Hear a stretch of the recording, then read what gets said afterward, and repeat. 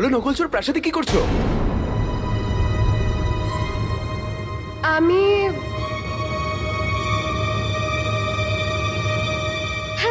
ওটাই যেটা তুমি করতে এসছো। চাকরি?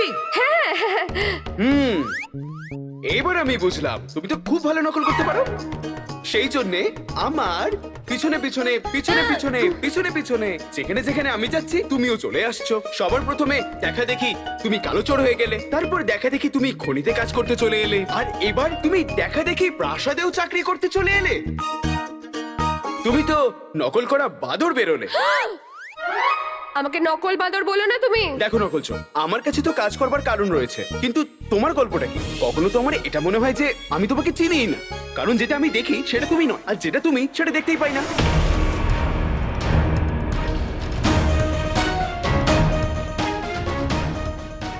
তোমার কি মনে হয় কে আমি?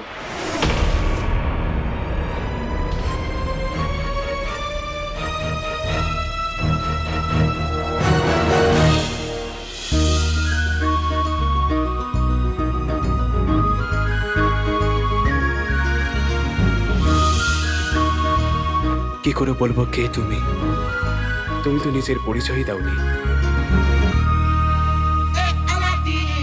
এই পোশাকটা কার? তুমি তো নিশ্চয়ই কেননি। কি বলতে চাইছো তুমি? নকলচোর, দেখো আমি তোমাকে একটা জিনিস বোঝাই, বসো। আরে এখানে কোথায়? এখানে বসো। নকলচোর, এটা রাগ করবার মতো কোনো কথাই নয়। আমি জানি যে মানুষের না স্বভাব হয়ে যায়, আর ওই স্বভাবটাই দুর্বলতা হয়ে যায়, আর তোমার স্বভাব হলো চুরি করা। সেই জন্যে তুমি দেখো রাজকুমারীর পোশাকটাও চুরি করলে। নকলচোর, এবার তোমাকে এই স্বভাবটা বদলাতে হবে। নকলচোর, তুমি প্রাসাদে চাকরি পেয়ে গেছো, এবার এত পরিশ্রম করো যে আমার রাজকুমারী ইয়াসমিন তোমায় উনি ফেলে দেওয়া পোশাকগুলো উপহারে দেখ। নিজে চোর হয়ে আমাকে শেখাচ্ছ? তুমি না আমায় পরে ধন্যবাদ দিও, এসো এখন। কি জন্য ধন্যবাদ? তোমার চাকরি বাঁচানোর জন্য। আজকে চাকরির প্রথম দিন, আজকে দেরি করা যাবে না।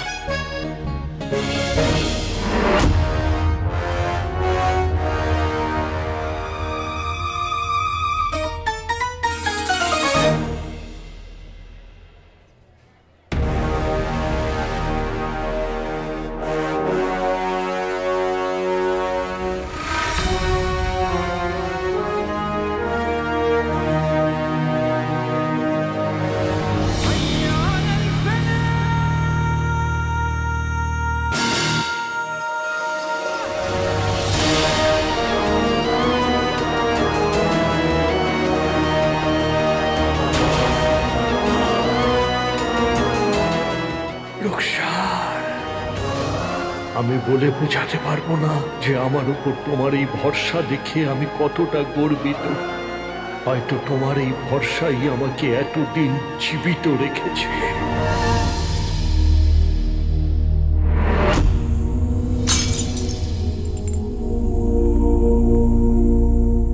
আর আমি কথা দিচ্ছি রুকসার, তোমার ভরসাকে আমি কখনোই হারতে দেব না। আমি আমার এই চেহারা তোমাকে সেই দিন দেখাবো যেদিন আমি এই দুনিয়ার সামনে নিজেকে নির্দোষ প্রমাণ করব।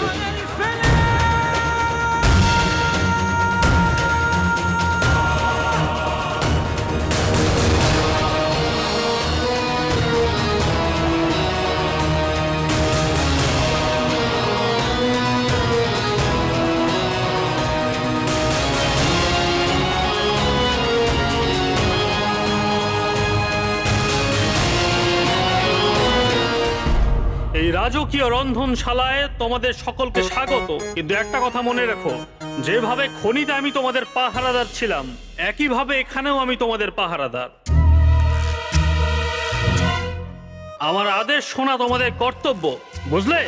আচ্ছা গুলগুলে, এখানেও এই গুলগুলের দিমাগ যায়নি।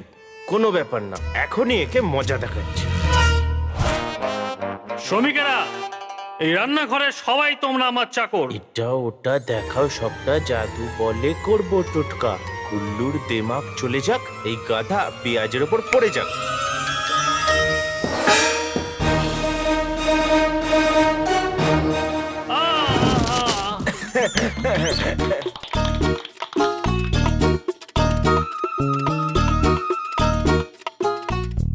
আরে হুজুর, আপনি কি দেখছেন? পড়ুন পড়ুন।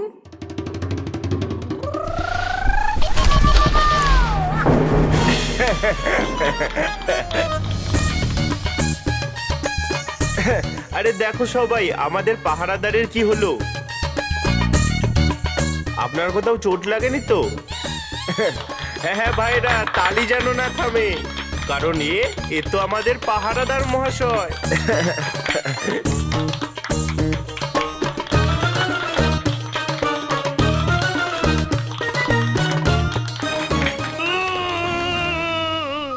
শেখ জিনু, আজ পর্যন্ত তুমি আমার চেহারাটাই দেখেছো, কিন্তু এবার তুমি গুলবদনের রাগের ঝড় দেখবে। আচ্ছা, আমিও এই মুহূর্তের জন্যই অপেক্ষা করছিলাম। আচ্ছা, আজকে সিদ্ধান্ত হয়ে যা, দম লাগিয়ে। আচ্ছা।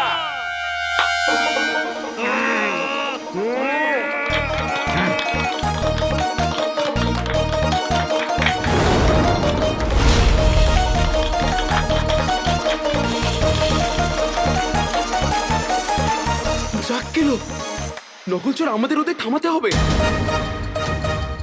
আরে এরাও না।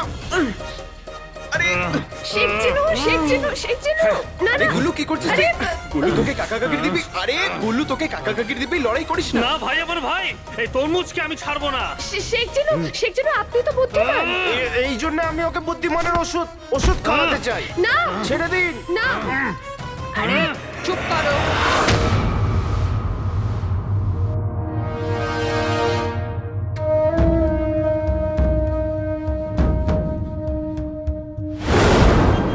নুসরাত আপা,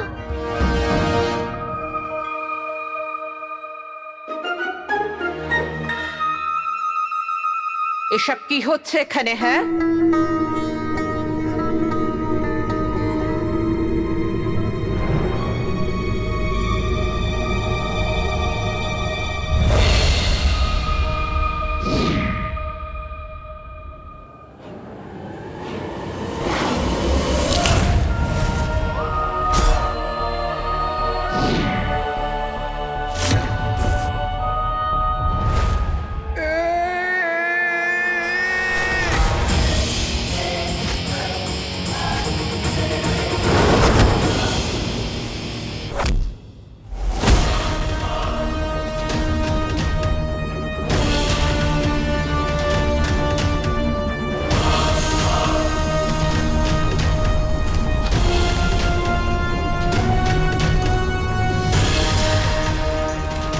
বাদশাহ শাহনওয়াজ, তোমার আর আমার মধ্যে অনেক বড় বড় দেওয়াল দাঁড়িয়ে আছে, কিন্তু আমার খুব তাড়াতাড়ি একটা একটা করে দেওয়াল ভেঙে ফেলবে। এটা বাগদাদের রাজকীয় রন্ধনশালা, কোনো মাছের বাজার নয়। এমন 3টে জিনিসের নাম বলো যা রান্নাঘরকে রন্ধনশালা বানায়। নুন, তেল আর কাঠ।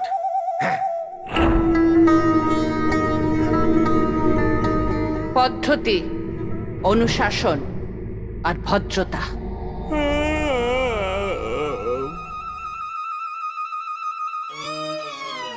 তুমি শোনোনি আমি কি বললাম? পদ্ধতি, কায়দা আর জামা।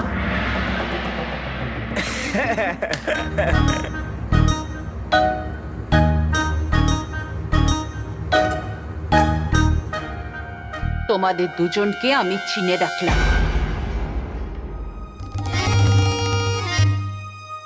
মনে রেখো, আমি প্রথম ভুল ক্ষমা করে দিই, কিন্তু দ্বিতীয় ভুলে শাস্তি। এই ঝড়টা আবার কে?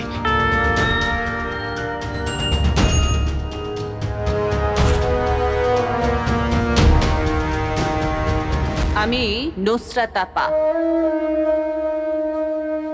আমি রাজকীয় রন্ধনশালার প্রধান। তোমার মতো কাঁচা চালকে রান্না করা আমার দায়িত্ব। তোমাকে বলছে ভালো করে থাকলে অল্প আঁচে সেদ্ধ করব, কিন্তু ভুল করলে আগুনের আঁচ বাড়বে। হ্যাঁ, কিন্তু পূর্বে অবশ্যই।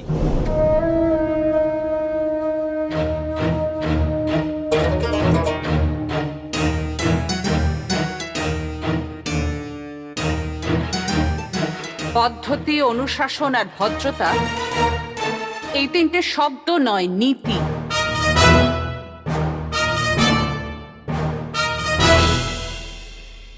এই তিনটে নীতিকে কখনো ভুলো না। আর তুমি খেয়ে খেয়ে মোটা হয়েও না।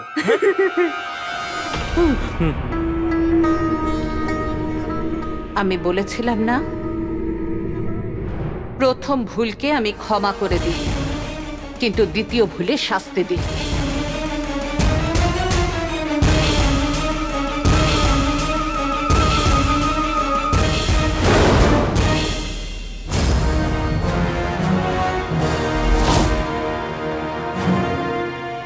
বাদশা তো নিজের ঘরে নেই।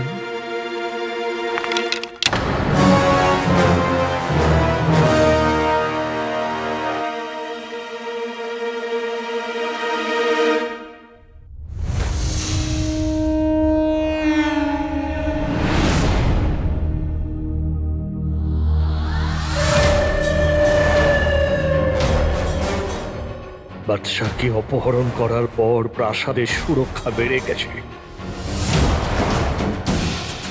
কিন্তু এই পাহারাদাররা জানে না যে এই প্রাসাদের প্রত্যেকটা কোণ আমি চিনি। আর বাদশা যদি এখানে না থাকে তাহলে আমি জানি সে কোথায় আছে।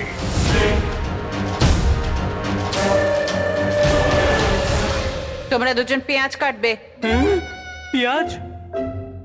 কিন্তু আপা, আমার সময়টাও খুব মুশকিলে কাটে, আবার পেঁয়াজ কি করে কাটবো? কোনো ব্যাপার না, আমরা পেঁয়াজও কেটে নেবো। 5 বস্তা পেঁয়াজ কাটবে। 5 বস্তা? এই জন্যে মা বলে যখন বড়রা কথা বলে তখন মাঝখানে বলা উচিত না। চুপ! আপা, আমি শাস্তি পেতে রাজি, কিন্তু পেঁয়াজ কাটাবেন না। আসলে ব্যাপারটা হচ্ছে, এই চোখের জল আমি আমার বাবার শেষকৃত্যের জন্য বাঁচিয়ে রেখেছি। 6 বস্তা। না না না না আপা। 7 বস্তা।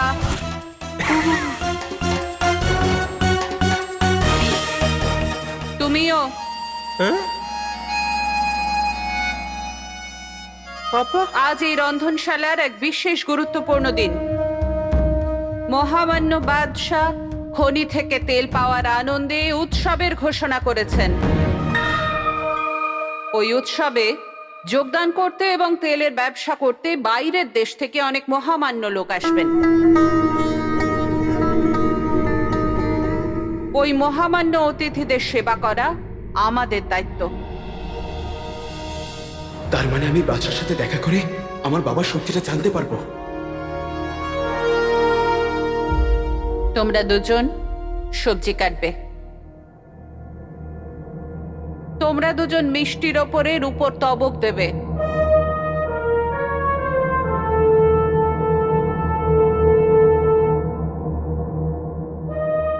তোমাদের দুজনকে বাসনের দায়িত্ব দিলাম।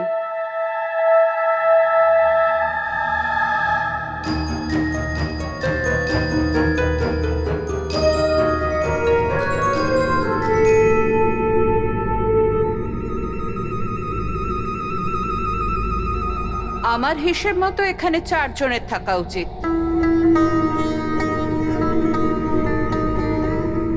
কিন্তু আছে 5 জন।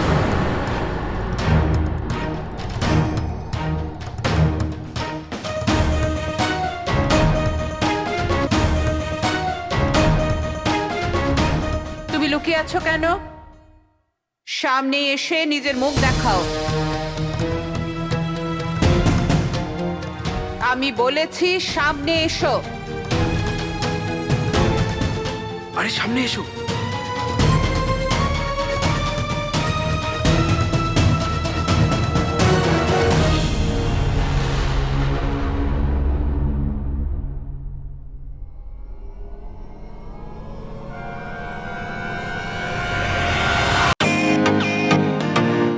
Welcome to Biten world.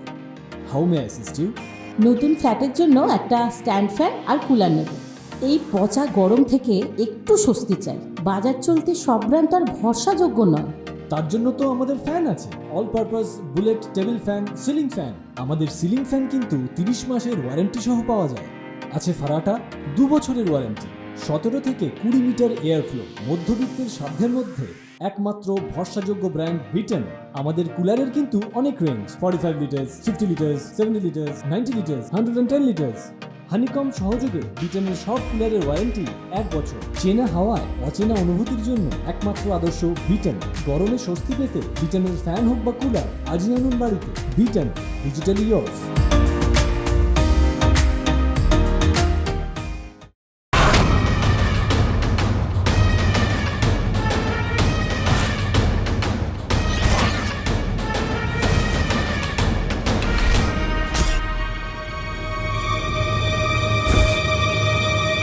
আপা, একে ক্ষমা করে দিন।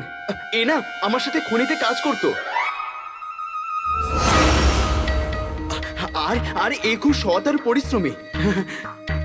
ও খনিতে কাজ করতো? খনিতে কাজ করতো? আরে খুব ভালো কাজ করতো। আমি তোমায় ওর প্রশংসা করতে বলিনি, তাই চুপচাপ দাঁড়িয়ে থাকো। আর তুমি আমার সাথে এসো, তোমার সাথে আমার কিছু কথা আছে।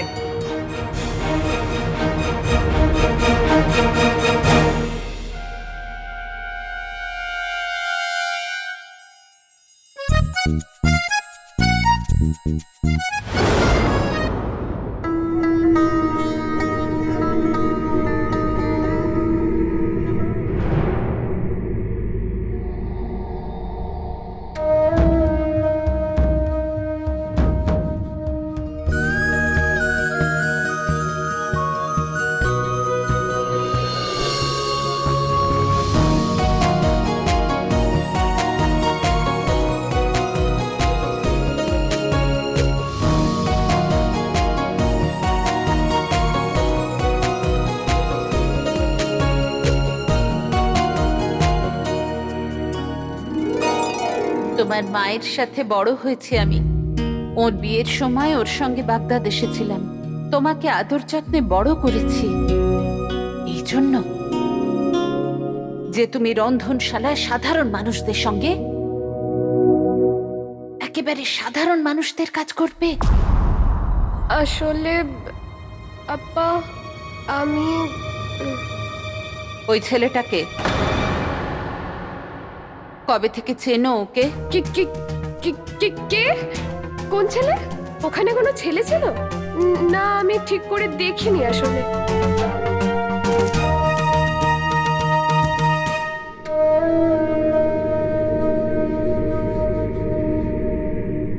ছোট থেকে তোমার মনের সেসব কথাও আমি জেনে যাই, সেগুলো তুমি নিজেও জানো না। কবে থেকে চলছে এসব গল্প? গল্প? আপা, কোনো গল্প চলছে না। আমি তো খনিতে যেতাম কাজের তদারকি করার জন্য, সাধারণ মেয়ে সেজে। তখনই শেখ জিনুর সাথে দেখা হলো, আর ওর সাথেও। নাম? আলাদিন। নাম তো শুনেছো নিশ্চয়। আমি বলতে চাইছি যে ওই যে ছেলেটা আছে, ওর নাম আলাদিন। তবে আপা, ছেলেটা খারাপ নয়, খুব ভালো, সৎ, বুদ্ধিমান আর খুব সাহসীও। আর তুমি জানো আপা, খনিতে ওই তেল খুঁজেছিল, ও কত লোকের প্রাণ বাঁচিয়েছে আপা। সাধারণ লোক যতই কাজের হোক না কেন, তারা রাজকুমারীর কাছাকাছি আসে না।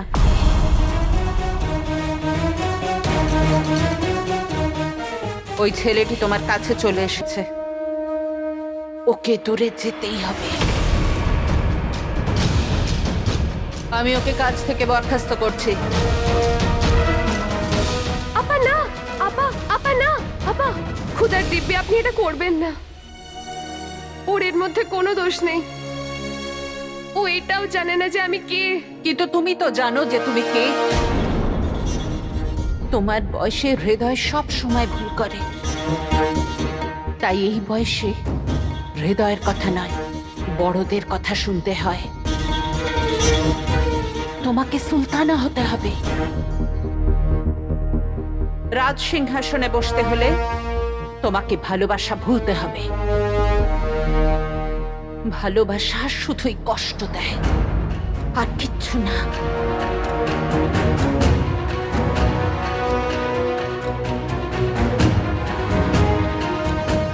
আপা, আপনি ভুল বুঝছেন। আলাদিন আর আমি শুধুই বন্ধু, আর আমাদের মধ্যে এরকম কোনোই সম্পর্ক কোনো নেই। সম্পর্ক হওয়া উচিত না। আগুন আর ঘি যত দূরে থাকে ততই মঙ্গল। তুমি যদি চাও যে ওর কাজ বহাল থাকুক, তাহলে ওর সঙ্গে দেখা করা বন্ধ করতে হবে।